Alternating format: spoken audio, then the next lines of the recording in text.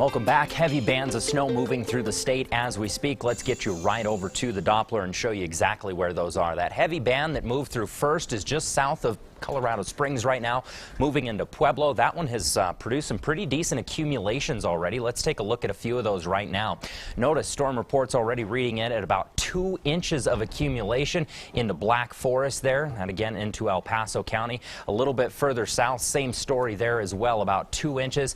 Looks like I-25 and Baptist Road, and those accumulations are continuing to add up. So we're looking at a pretty strong potential storm here moving throughout the area, and again, these winds are really going to play into things for us. Skycast is painting in that heavy band of snow, continues to move south right along the I-25 corridor. By about 11 tonight, we're going to see a brief little clearing. Now, we'll still see some lingering flurries move across, but again, a light little clearing throughout the area. However, more snow is going to pick up Monday morning. So that Monday morning commute is definitely going to be a hazardous one, folks. Any snow that we're going to see this evening is likely going to turn into some pretty decent accumulations, even on the roads.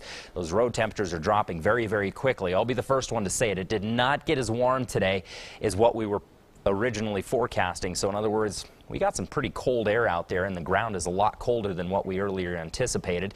Those heavier bands of snow are going to kind of re-kick up again Monday afternoon. That's when Trinidad-Walsenburg area should see the heaviest accumulations. We'll likely see up into the Springs and Pueblo areas. We'll likely see the heaviest accumulations tonight into tomorrow, but further south, that's going to drag into more into Monday night into Tuesday.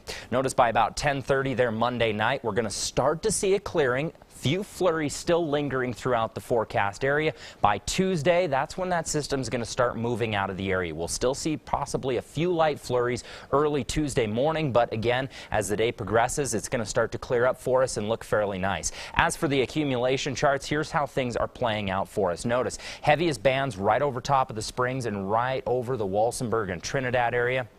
As we take you into the Palmer Divide, we're expecting right about 4 to 8 inches of accumulation in this area. And I hate to have that much of a spread on the accumulation, but the thing you got to understand is we're looking at some pretty heavy bands of snow tonight. And with that, there's going to be a lot of variation in the snow totals. 4 to 8 up into the high terrain around the Pikes Peak region, 3 to 6 down into the valleys. Again, into Colorado Springs, the heart of the city, we're looking closer 3 to 4. As you head north, closer to 6. That's kind of how things are going to break down across the city. 1 to 3 as we move into Pueblo. Same story there. We're going to get those little pockets of heavier snow that are going to move through the area, which is really going to mess with those overall snow totals. As we move to the southern portions of the state, about 3 to 5 inches of accumulation, especially 5 as we move up into the mountains. So looks like a doozy that we've got cooking right now for us.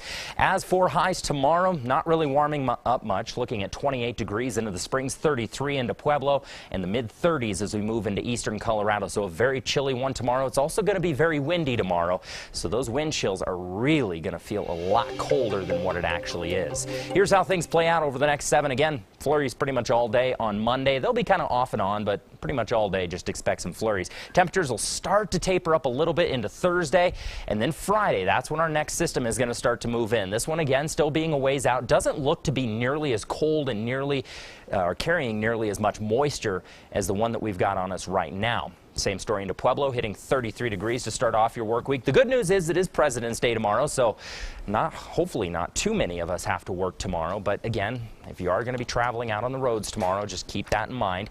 Into Canyon City, looking at 32 to start off your work week, tapering those temperatures finally back up to 56 degrees on Thursday, and then a little bit of moisture on Friday and Saturday. Teller County looking at the same story, pretty much into the 20s and 30s all week, and the teens for overnight lows. So very, very chilly forecast and very, very hazardous travel over the next few days.